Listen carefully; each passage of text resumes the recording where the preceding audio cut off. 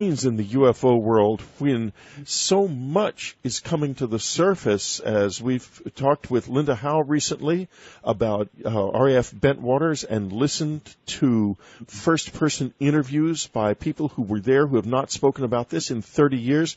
Now Leslie is out, and government officials, pilots, generals are on the record as saying that this is something truly extraordinary. Her book has a foreword by Bill Clinton's chief of staff, John Podesta, who has taken an interest in this subject for many years.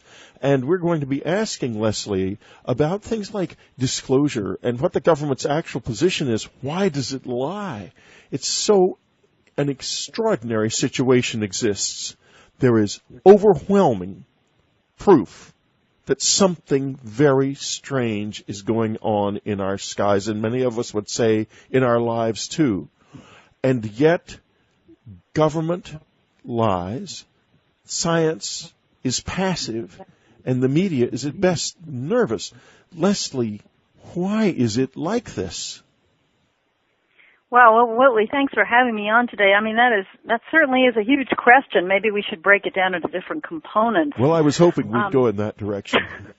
Yeah, I mean, one thing. I mean, in the book, basically, as you said, I'm bringing forward a lot of people who have actually written their own pieces for this book, which is one of the amazing things, is that you're reading the actual words that they have written. I'm not just telling you what they say. I do discuss the issue of government secrecy and why the fact that we had the end of when Project Blue Book closed, the government made the statement that they were no longer going to be investigating this, and obviously they have been, because we have documents that show they have been. And, yes. So it's a very peculiar situation. We have, one of the things that I find really fascinating is to look at a comparison between the Hudson Valley wave of the mid-1980s and the Belgian wave of the late 1980s and early 90s, which I do in the book. Yes, I know. Examine the differences between how the two governments handled a very similar event. And we can discuss that if you like. The contrast is so striking. And, the why questions are much harder to answer, I think. And we can try to do that, but we don't know definitively, but we certainly have a lot of evidence showing that there is some peculiar things going on in terms of how our government approaches this, no question about it. Why don't we begin by discussing the difference between the Belgian wave and the way it was handled and the Hudson Valley wave and the way it was handled. Now, to remind you folks, in the early 1980s, there was a wave of enormous UFOs which were seen over the Hudson Valley. In fact, just on the east side of the river and on the west side of the river, I lived totally unaware of the whole thing at the time. Oh, you didn't have any awareness of it at the time? None whatsoever, no. I did find out about it soon enough because I began to research this after I had a close encounter of the third kind. And yes, I did. But so this is just to remind you that this incredible wave of sightings. And Leslie, tell us a little bit about who was seeing the UFOs, for example. Well, I mean, hundreds and hundreds and hundreds of people from all walks of life, certainly lots of professional people and lots of police officers. There was one event where, there were probably a dozen police officers that all saw it after, they get their calls in on their radios and they kind of snicker about it and say, oh, come on. And then they end up seeing it themselves. So this is exactly the same thing that happened in Belgium, which is really interesting, too, to me. The first night of the Belgian wave, there were lots of policemen that saw it. They had calls coming in, and they were laughing on their radios, and then ended up having to deal with it themselves. So, I mean, in the Hudson Valley wave, there was just so many witnesses. It happened so repeatedly that there's a very good record that's been kept. And there was a book written about it called Night Siege, and Hynek was one of the people that contributed to that book. So there's a very good record about that case. And it's fascinating to read about what people saw. There was one event that was over a nuclear power plant, and it was very close by. Fascinating stuff. Now, there was also another event where one of them passed over a small town, and very low, and it was enormous beyond belief, like bigger than an aircraft carrier. And interestingly enough, a number of the Belgium events that are reported in your book were of such an object also. Yeah, in fact, General Wilfred de Brouwer, who wrote a chapter actually himself about the Belgian waves, because he was the prime investigator for the government in Belgium, actually included 2 witness drawings in the book of something that the witnesses described as looking like sort of an upside-down Air Force carrier. But, you know, they look like that in the drawings. So that was pretty interesting. You know, different locations, different times, and everything, independent sightings. But that's what they look like, aircraft carriers to people. Upside down, though, which is kind of bizarre. Yes. But yeah, I mean, the same thing in Belgium. Very large objects, very low, silent, kind of drifting along, and then sometimes they would take off at tremendous speeds just in the blink of an eye and disappear. And I think the only difference is, I mean, the Westchester County, it seems like a lot of the primary shape was what they called a boomerang shape, right. Whereas in Belgium it was primarily a triangular shape. But there were some reports in the Hudson Valley of triangles as well that were very similar to the Belgian ones. And they were slow moving and seen quite low in most cases. Exactly. And in some cases, in both events also, we had reports of people who flashed car lights at them and got responses. Yes. I find very chilling and incredible that, you know, they would flash like 3 times on their car and the thing would flash back 3 times. It turned out that my agent at the time, after I discovered this and brought it up with him, was one of the people who had seen them. He lived in the Hudson Valley and had actually been chased by one down a road. Wow. And after flashing his lights at it, and he was terrified by it. He was actually chased. Well, that's interesting. He resigned my business when he read Communion. That's too frightening, huh? Yeah, too frightening for him, exactly. Now, let's go on, though. The Belgian cases and the American cases were handled very differently by the 2 governments. In the Belgian case, tell us what some of the differences, what some of the things that the United States did or didn't do were. Okay, sure. Well, we can, first of all, just so people get a sense of what the Belgian government did do, which is what we're really comparing the American government to.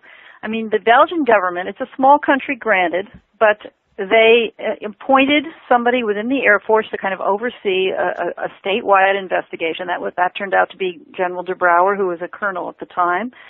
He worked with other government agencies, civil aviation authorities, and other agencies that would weigh in on something like this. And they also had a civilian panel of scientists, highly qualified scientists that the Air Force worked closely with. The scientists were the ones that took the countless reports from witnesses, kept them filed, made recordings of people's testimonies. I mean, they did a huge amount of work that a government agency, certainly de Brouwer, would not have had time to do. So again, it's a really fascinating thing that you have this total open cooperation between scientists and government. And the government provided the scientists every resource that they needed, all the data that they needed, even some airplanes on a couple of occasions. And the other thing was that the Air Force eventually did a press conference, a public press conference. This was before everything was resolved, but this was after some F-16s had been sent up, which is another thing they did. They were proactive. They would send up F-16s to try and get a better look at these things, and then tell the people in that country what they were learning. They didn't pretend that these things were something else. They didn't say they were helicopters or planes in formations or all these kinds of things. They acknowledged that they could not explain them and that they were investigating.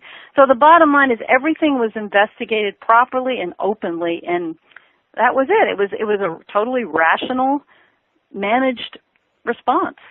And by contrast, as everybody probably knows and can assume, just given what they know about this problem, in America, there was absolutely no response from the government. There were no press conferences. The other thing in Belgium, you had this fabulous photograph that was taken, which was the Air Force tracked it down. It was analyzed in numerous laboratories by numerous scientists. We had a photograph out of the Hudson Valley, but no government agencies analyzed it. They just paid absolutely no attention. And all the witnesses were left with their sightings with no place to go, no focal point, no research scientists that they could speak to. and no government that was helping them try to figure out what was going on, even though their airspace was being invaded by these huge objects. I mean, it is really shocking when you think about it. And when they ignored it, basically. And when Completely that happens, what occurs is folklore, mythology, rumors take over. And totally, yeah. Witnesses are silenced by fear of ridicule. Now, General de Brouwer states in his paper in your book about the debunkers, and debunkers did come after the Belgian sightings, mostly from the Western media and from the American skeptical community, stating that because of the fact that there had been no radar returns in one case, that this was all nonsense. It was all a mistake. Can you tell us a little bit about what the debunking response to the Belgian case was? Yeah, and the irony is, Whitley, that it's still going on now. I mean, just a few years ago, there was a big debunking paper that came out saying that these objects were helicopters. I mean, it's absolutely ludicrous. But yeah, I mean, this object could not be picked up on radar. These Belgian objects actually, that's not true. They were picked up on radar a few times. Oh, they were? Yeah, but he's saying here that they seized on the one case where they weren't. Okay, man, this might have been the F-16 launch, and they had some trouble with it. I mean, the debunkers That's right, have been where going one of after the this case. F-16s didn't pick it up. Exactly. One of the F-15's onboard radar wasn't functioning properly. And, General de Brouwer and the Air Force conceded that they didn't have definitive data on that particular, escapade because of that problem. There were some equipment failures with one of the radar systems. But, there's always going to be the debunkers that no matter how irrational what they have to say is, they continue to come after it. And as I said, they did something just a few years ago. It's on the Internet. Saying that these silent objects seen by many, many people, and even despite the incredible photograph that we have, were helicopters. Right. So, General de Brouwer takes this very seriously. I mean, he told me that, he just can't tolerate this kind of thing, and he responds. He's very involved with responding to this kind of stuff. He says something very important here. He says their real objective is to misinform people, create confusion, and ridicule sightings. Now, in other words, there's an agenda, and goodness knows what James Oberg has said now about your book is nothing short of phantasmagorically bizarre. He said, tell us a little bit of what he said and how you respond to it. Yeah, I mean, I haven't responded yet, Whitley, because I'm actually in the process of writing a response to him. And I have to say, I'm so grateful to him for giving me this opportunity to write something that's going to be on the MSNBC website because of his, little point that he raises, which, the point he raises in his article is that pilots are like the worst witnesses for UFO events. And, right. I mean, I don't think, he has a few papers that show that he cites some kind of data, blah, blah, blah, blah, blah.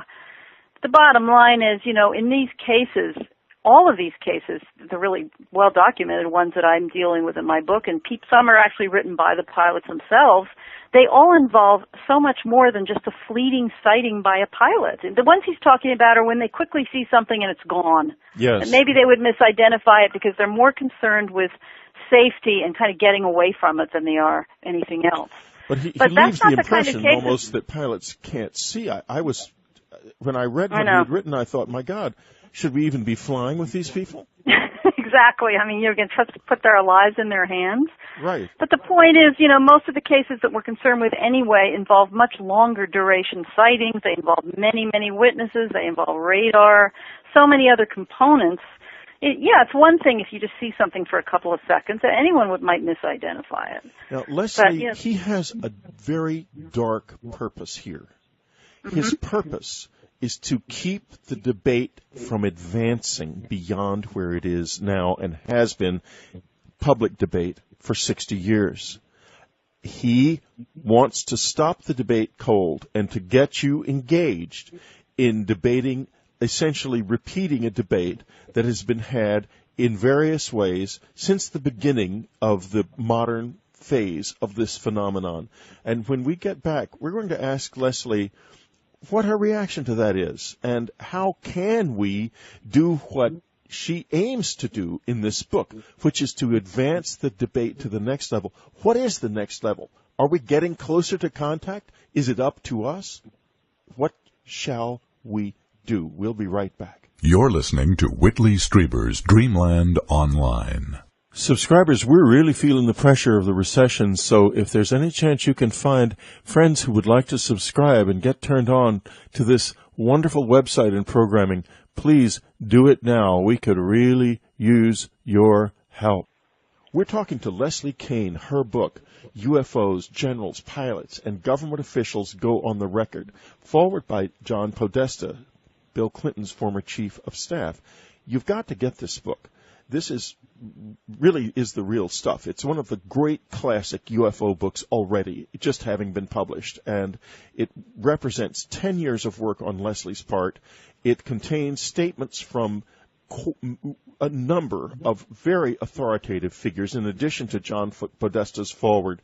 And Leslie, before we left the air, we were asking the question of why is there this seemingly well-organized response within Western civilization and Western culture that seeks to keep this debate from advancing to the next level, which is what is going on. But they don't want to get there. Why not? Yeah, I mean, Whitley, again, I have so much trouble with the why questions. I mean, I know that there are lots of fears in people's minds about this issue. You know, the government has been avoiding it for decades, and I don't know how orchestrated how unified or orchestrated these debunkers are. People like Oberg. All I know is sort of what's going on. It's very hard for me to respond to why it's going on. You probably know more about that than I do, actually. Maybe so. But it's just that, I've looked at sort of the history of it. I can see, we've got going all the way back to the Robertson panel back in the 1950s when the CIA kind of initiated this whole notion of debunking and recommended that all government intelligence agencies debunk UFOs and that they, infiltrate civilian groups and all this stuff. And I think this momentum just developed certainly within the culture and within the media. And then you have the Condon Committee thing coming out, all the scientists completely back off, and we're just sort of left in this void here with a bunch of researchers, very talented people, keeping the whole thing going, and there's just this terrible fear and desire to avoid it. I think people don't want to face the profound implications that this issue has, if indeed we are to definitively prove that these objects are extraterrestrial. Or even if people don't want to face that. Even if we can't prove that they're extraterrestrial, Leslie, what if we can prove that they are intelligently controlled? That's enough. Exactly. Or that there's something that is not coming from here, whether they're extraterrestrial, interdimensional, who knows what. And, I can assure you that the Wizard of Oz isn't real, so they're not coming from here in that sense. Exactly. It's not some secret organization doing it. It's very strange wherever they come from. And certainly some people like you and many others already are convinced and already know that. But, in terms of getting through to the status quo, which is what I'm trying to do in the book, is to provide the kind of information that the status quo has no choice but to accept if they choose to read it. And, we're calling for further investigations just because we need to convince, the top level officialdom of the reality of this and try to find out more about what they are to the extent that we can have what they need as proof that these things exist and that they're not made on Earth. I mean, that's what the goal of the book is to put that process in motion. So we'll do the best we can to try to make that happen, and I know it's a huge challenge, and we're up against a lot of obstacles. One of them being the kind of fear that you've pointed out, the avoidance that is just sort of inbred in our society in dealing with this issue. There's also another thing when you speak of the fear, and that is the debunkers themselves. Some of them are not very well-balanced people. I have no idea about James Oberg. I've met him perhaps once or maybe never. I'm not even sure.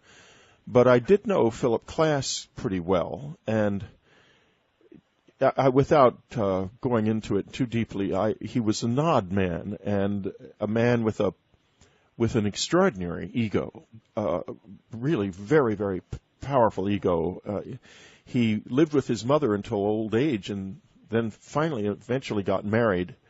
But he had a close friend called James Zwingle, who goes by the name The Amazing Randy, who was also an unusual man, to say the least. And there was a case involving him where a number of us were sent peculiar audio tapes of his voice describing himself in an intimate manner to apparently to what sounded like a teenage boy over the telephone.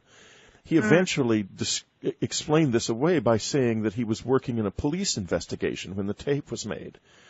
And there was just an atmosphere of oddness about these people. They weren't like you and me. They weren't. Yeah, I never met either one of those two gentlemen. Well, they weren't the only ones that were peculiar. Believe me. I just wonder if it isn't a psychological thing, that it's actually that the government, U.S. government, has learned that it can't do anything about this. What motivates them? That's such a fascinating question that I don't have the answer for. But what motivates these men to be so adamantly resistant and closed-minded and absolutely on a mission to debunk UFOs? Well, why are they not doing to debunk UFOs, on a mission to make sure the debate doesn't advance to the next level. Okay, you think that's their goal? Yeah. I think that's their goal. I think that their goal is to prevent the debate going where you want it to go. Mm-hmm. And where, in the ideal world, what would the debate now be about?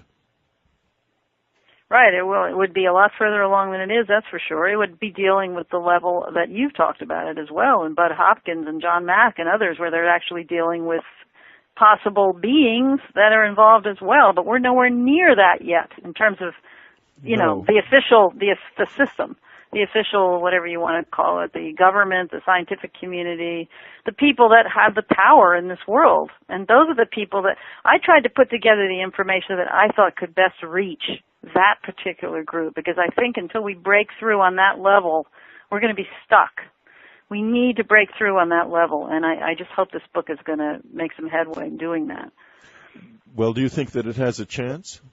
I certainly do, or I would never have spent too, Leslie. all the hard work. I mean, I really believe in it, and I'm standing behind it, and I have the vision. I carry the vision all the time that it's going to achieve its goal, and I have that kind of energy behind it. I mean, I never would have worked as hard as I did to put this together if I didn't really believe that it could help. And I'm hoping it's going to make a big difference. I'm just standing behind it in that way. Well, the interesting thing is that what you've done here is very powerful, because instead of authoring the book yourself, you've gone to the sources in each case, and these are highly authoritative figures. These are people with profoundly important credentials, going on the record one after another, and it becomes a very powerful and extraordinary reading experience to actually see their words, and your commentary, of course, as well, on exactly what is happening. Now, here's something that I've wondered about. And, you and I have discussed in the past, and I think even on Dreamland in March of 2007, the possibilities of some kind of level of government admission that there is an unknown out there. Because if it just, even as at a low level, if NASA were to say, yes, some sightings are unknown, that could open the door to some really useful investigation. But instead, not even that. And could it be that they actually do know a good bit more about it, and inevitably that as soon as they even acknowledge it on a very small scale, they're going to be deluged with people saying, well, what happened to me?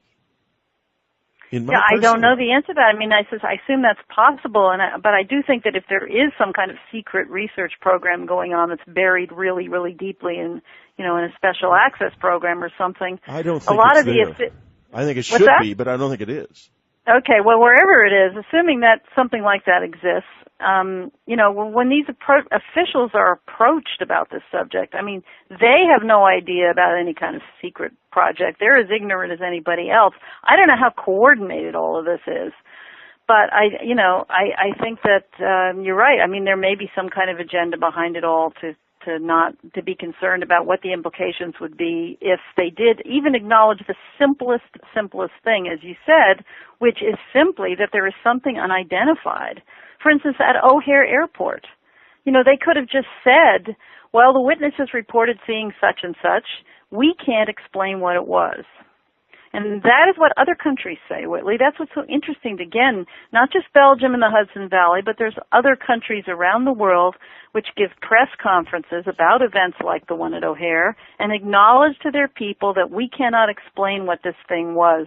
And nothing horrible has happened as a result. There have not been any public panics or economic crises or anything else. It's just sort of like the rational thing to do. And in this country, we cannot seem to do that, to just admit that there's something there that we couldn't explain. And that, in O'Hare they went as far as to say it was weather, right, which is one of the more absurd explanations I've ever run across for an event for what we know happened there. They're still doing that. That was in 2006. Right. And so, they're still making that claim. Absolutely, and I was able to show in the book, in my chapter about that it's the answer that they gave to that, which was a specific weather phenomenon, is actually physically impossible that it could have been there that day because the temperatures were too high for that phenomenon to occur. Right. It didn't stop them from telling us that's what it was. I mean, they don't I guess they didn't do their homework before coming out with that, and they don't really seem to care very much anyway. They just want to make you go away, so they'll say, the spokesperson for the FAA, who's the poor guy who has to deal with all the phone calls, just sort of comes up with the best guess. He even called it a guess to me on the phone, the best guess that he could come up with. And that's as far as our government will respond to something like this. And something that is an aviation safety hazard, without a doubt. You have a foreign object hanging out over an airline terminal at rush hour in one of the world's busiest airports. I mean, do you ignore something like that? Well, apparently, and yet not always. Just last week, there was a anecdotal report from Sudbury in Canada of an extensive military operation, apparently, that involved the appearance of UFOs and helicopters and jets. So, and it appeared to the witnesses on the ground that one of the helicopters may have been firing something at a UFO at one point. Mm-hmm. So there seems, and these reports are not uncommon. They're not unknown. They are uncommon. However, if you go back to the testimony of Dr. Milton Torres, whose story was outed, as it were, by the British Ministry of Defense in their October 2008 release of documents, of UFO-related documents. They released a document saying that when he was a pilot in the Air Force, he had been among those ordered to scramble by the U.S. Air Force over Surrey and to approach and attack a large UFO that was hanging over Surrey. And just as he started to fire his rockets, this was in 1957, the object, which was the size of an aircraft carrier, simply disappeared. Now, right. So there's obviously a level of interest of some sort that we're not being told about. Otherwise, they wouldn't be taking military action. Absolutely true. And then, the story of Milton Torres reminds me of two of the incredible stories in the book that were actually written again by the primary participants. So it's very similar to the 1976 Iranian case and the 1980 Peruvian case. The Peruvian case. Yeah. Why don't you tell us about these cases? Yeah. I mean, in the Iranian, what's interesting about it is a lot of people probably know something about this case in Iran because there was a 3-page Defense Intelligence Agency document filed about it. But what's amazing here is that you're actually getting to hear about it from the pilot who attempted the firing, and there's a lot more detail that he's provided than has ever come out before about this case. And basically, in a nutshell, he's now a general, by the way, General Parviz Jafari. At the time was an Air Force pilot, and he was sent up by a general to try to get a better look at this huge diamond-shaped, multicolored object that was hanging in the skies over Tehran. And another plane has been up. Just a moment, Leslie. On October the 22nd, 2005, we interviewed him on Dreamland, And subscribers, you can listen to that interview. It's still in the archive. Go ahead, Leslie. Fantastic. Yeah, it might be a really good time to replay that or have people listen to it again. Yeah. Anyway, and as I'm sure he talked about in your interview too, these projectiles started to come out towards him.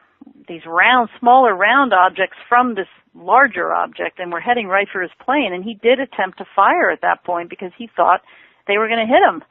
And it happened 3 or 4 times that he attempted to fire at these projectiles, and each time when he was just about to press the button that would have released the heat-seeking missile, his equipment went out. Just at the last moment, and it was just this very uncanny kind of situation, as if somehow whatever the thing was out there seemed to know when it was going to happen and was able to disable his equipment. And it happened too many times to just been a coincidence. So that's really an extraordinary story, and he describes what it was like for him to be in the situation he was in up there facing this object, this huge, brilliant thing, and it's then these smaller a remarkable things. account in the book. Yep, and then how something landed, and then they heard these beeps coming from that location for days afterward, even though there was absolutely nothing there. That's a very odd situation. Very bizarre, because of course one of the things that any close encounter witness immediately discovers is that invisibility is part of this, and something was there. I would bet my bottom dollar on it. If it's making a sound, something's there making a sound, right? But nobody could see anything. And then they were looking around in the sand to try to find some kind of burns or disturbances. They couldn't find anything. But even though they had seen something land there. So that's a pretty interesting interpretation, that you got the invisibility thing going on. I mean, a lot of amazing events happened in that case. And then he talked also about what it was like when he landed and how he was briefed by the U.S. government official and how he's taken to the doctor. I mean, it's pretty interesting. The other case in Peru, another pilot also attempted to shoot down a UFO. Leslie, we're going to take another little brief break here. Okay. We'll be right back. You're listening to Whitley Strieber's Dreamland Online. We're talking to Leslie Kean. Her new book, UFOs, Generals, Pilots, and Government Officials Go on the Record. You can get it in any bookstore. Don't miss it. It is an important book. Forward by John Podesta, Bill Clinton's former chief of staff, who takes a deep interest in the UFO subject, and we will be talking a little bit more about him with our subscribers and Leslie in our subscriber section. But right now, we were just beginning to talk about a Peruvian fighter UFO confrontation. Leslie, let's go on with that. Yeah, this is another really interesting account of a pilot actually attempting to shoot down a UFO. And one of the unusual things about it was, as he states in his own words in his own chapter, he believes that he is the only person in the world who has actually fired at a UFO and hit the UFO. He was sent up over a base in Peru because they could see the thing up there, and they thought it was some kind of spy device. Because they weren't getting any communications, and it wasn't following any of the rules of air activity.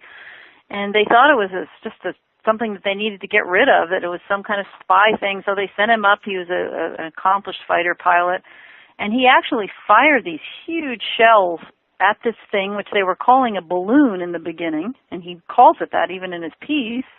And he said it seemed as if the object kind of absorbed. They just sort of went into the thing and kind of absorbed these shells. Some of them went to the ground, but a lot of them seemed to have been absorbed by the object, and it was completely unaffected by them. And these were huge shells that would have absolutely destroyed anything normal, anything man-made. He was quite close to it. So then after that, he had this kind of cat and mouse dog fight kind of situation where the thing was jumping up and he would try to chase it, and it's an extraordinary thing to read about. Tried to fire a couple of other times, and in those situations, the object would be stationary. He would, again, like with the case in Iran, he would be all set to fire, and the thing would suddenly move away at the last minute. He didn't lose his equipment, but the thing seemed to be able to know when he was just about to fire, and it would just jump up or get out of his range of sight.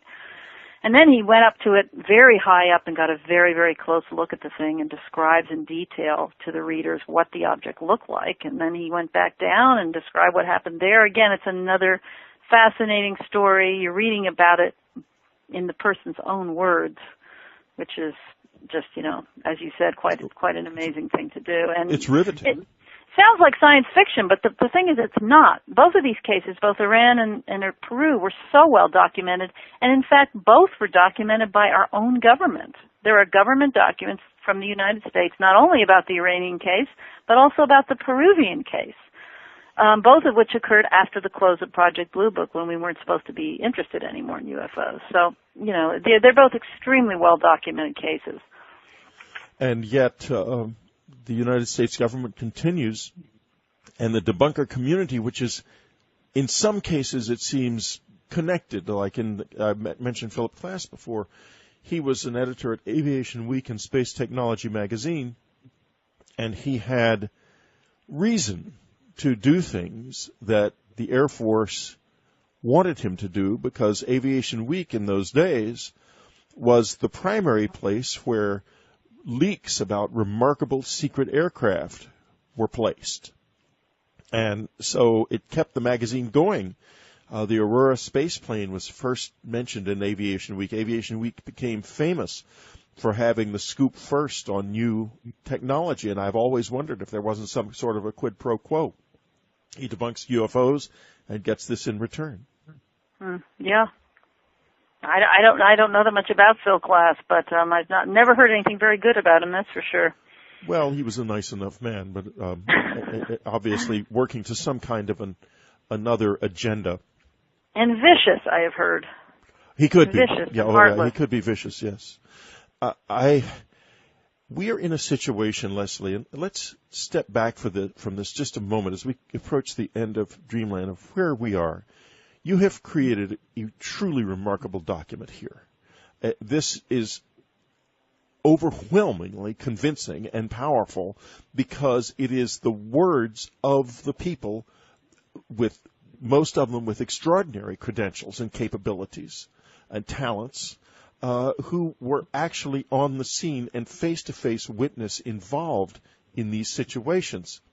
So let's say this, and certainly for myself and most of my listeners, somebody is here. They are here. Now, as long as we remain passive and we don't do anything, they can do anything that they please. They're free. If there's no human institutional response to them, then the only institutional response is theirs. Now, tell us what you are hoping to do. You have created an organization. Could you tell us a little bit about it and what you hope to do with it?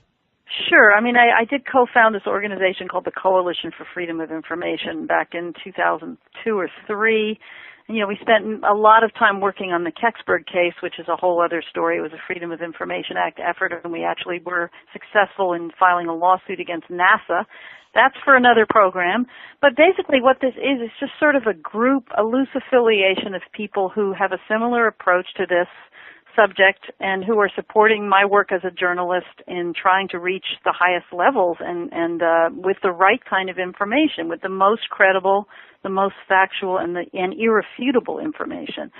And so what we hope to do with this book is sort of like the most important tool that our group has ever had to try and make change. I mean, it elevates the whole thing for us in terms of what can actually happen. And in a nutshell, we do talk about a plan in the book. And in a nutshell, what we're hoping for is that we can get the government to just establish a small office within any number of different locations, possibly even staffed only by one person, so it's not going to be expensive. People cannot claim that this is an expensive proposition, but just a simple office kind of modeled after the one in France for people who know something about Japon in France, so that there will be an official focal point for investigations to occur on events that should happen, such as the Chicago O'Hare event. This person would be a liaison to other agencies around the world that already exist and that are already working on investigating UFOs. And the bottom line, it shouldn't have to be that big a deal, as from my understanding from having talked to people that are connected to government, for such an agency to kind of be slipped in on a budget. But the implications of it would be huge, even though it doesn't sound like a big deal. Because if the U.S. government were to set up an agency like that, and again, agency might be too big a word, just an office, they are basically acknowledging for the first time that we have an issue here worthy of investigation. And really all we're asking for is that, an issue worthy of investigation, which is what other governments have already declared and other governments are already working on it. So we just sort of think we should come along too. And it can be presented in a very low-key way like that. It doesn't have to be it's not about what people call disclosure. It's not about accusing the government of some terrible cover-up and they have to come clean and admit they've done all these horrible things and hidden all this information and have secret programs, et cetera, et cetera. All of that might be true. But throwing that in the face of the government is not strategically sound in terms of getting what you want, getting No, the it's not goals going to you work want. would be the rate. It doesn't work. It hasn't worked and it won't work. No. So I'm hoping that I've presented a plan which I think and my colleagues think as well is actually has the potential of actually being able to work. And once we get something set up, then everything changes. The door is open to everything else that can follow. Even more so than I think the government might even realize if they do go ahead and set this thing up. So we want to do it very quietly, kind of, just add it on to some committee that's putting in a budget at the Defense Department and they're going to add this thing on and that thing on. Just do it very quietly and, have it happen as if it's not that big a deal. And then once it's in place, a lot of things can change. So that's the approach we're taking in a nutshell. But I hope people will read the book because we talk more about what's behind the strategy, what we actually want to do, and I welcome people's opinions about it. You can get the book in any bookstore. You can get the book online by clicking through from the Dreamland page on unknowncountry.com. There's also an advertisement running for the book on the unknowncountry.com homepage. You can click through from there to Leslie's website. The book is UFOs, Generals, Pilots, and Government Officials Go on the Record. And I might just add here that the ad is not a paid ad. It is being voluntarily donated by myself and my wife at unknowncountry.com. So there is no conflict of interest here, just so you understand that, listeners. UFOs, Generals, Pilots, and Government Officials Go on the Record by Leslie Kean. A very important book. Do get it, read it, talk about it. Talk about it with your friends. Make something happen here. Thank you very much, Leslie, for being with us, and thank you, listeners. Subscribers, go on into the special interview in the subscriber section. We're going deeper with this, and we've got some fascinating material to discuss. And if you're not a subscriber to Unknown Country, help me pay for that ad. Subscribe. That's what we need.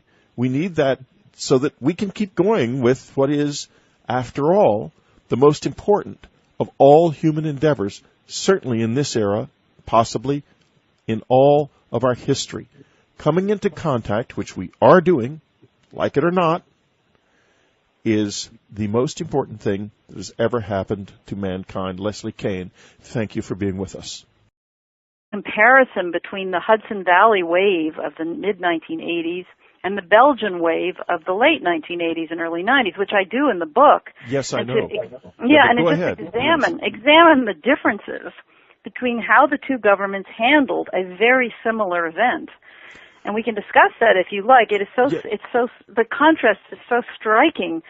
And, the why questions are much harder to answer, I think. And we can try to do that, but we don't know definitively, but we certainly have a lot of evidence showing that there is some peculiar things going on in terms of how our government approaches this, no question about it. Why don't we begin by discussing the difference between the Belgian wave and the way it was handled and the Hudson Valley wave and the way it was handled. Now, to remind you folks, in the early 1980s, there was a wave of enormous UFOs which were seen over the Hudson Valley. In fact, just east of on the east side of the river and on the calls coming in, and they were laughing on their radios and then ended up having to deal with it themselves. So, I mean, in the Hudson Valley wave, there's just so many witnesses. It happened so repeatedly that there's a very good record that's been kept.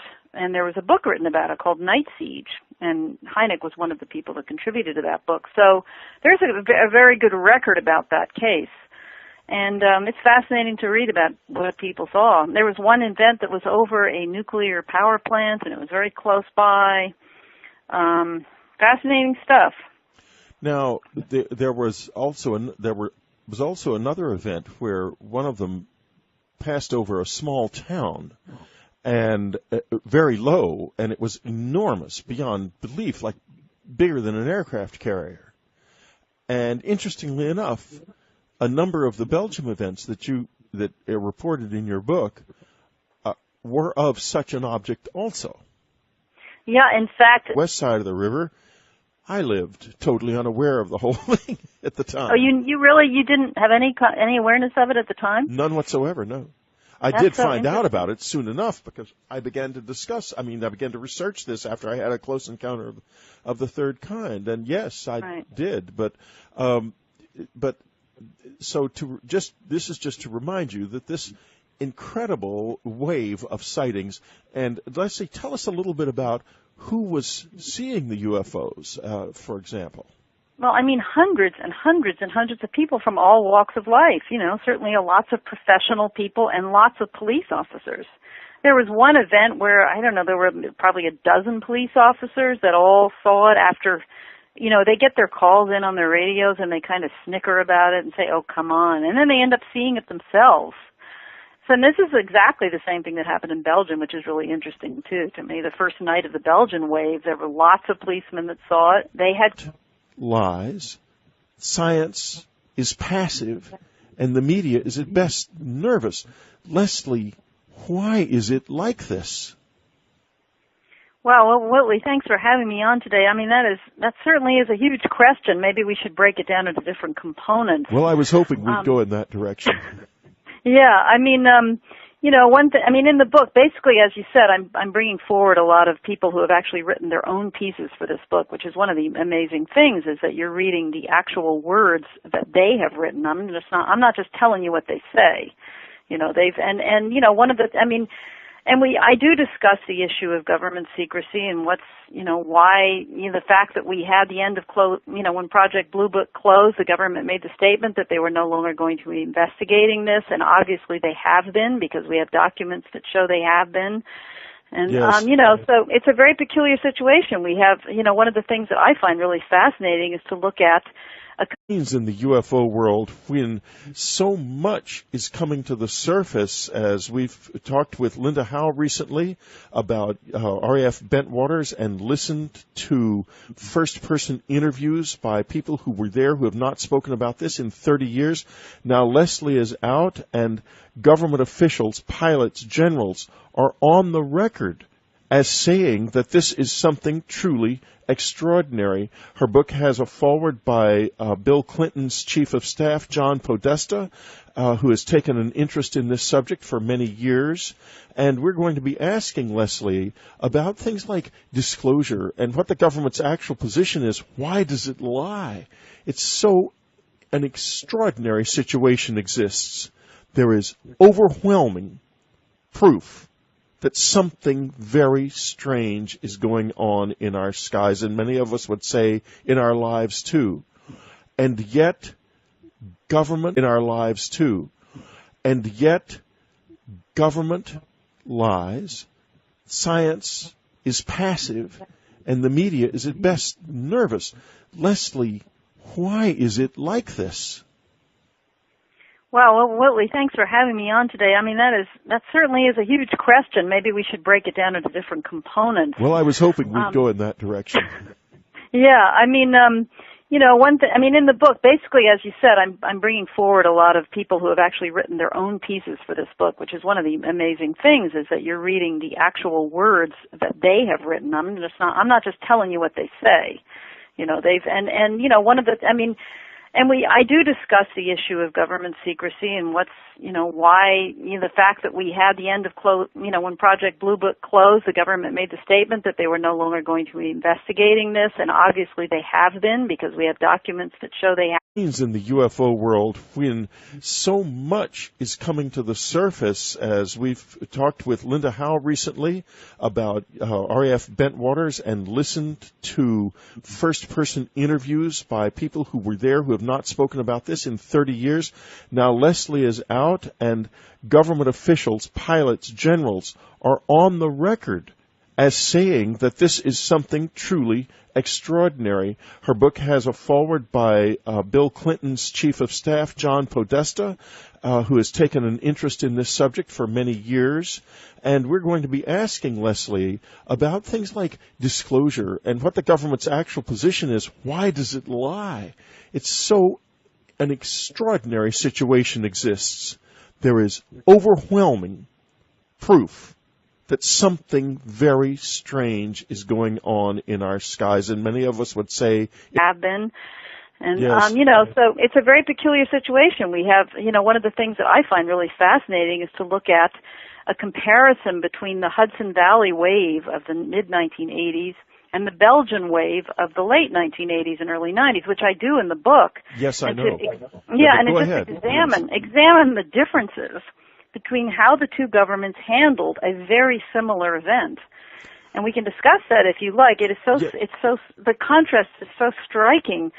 And, the why questions are much harder to answer, I think. And we can try to do that, but we don't know definitively, but we certainly have a lot of evidence showing that there is some peculiar things going on in terms of how our government approaches this, no question about it.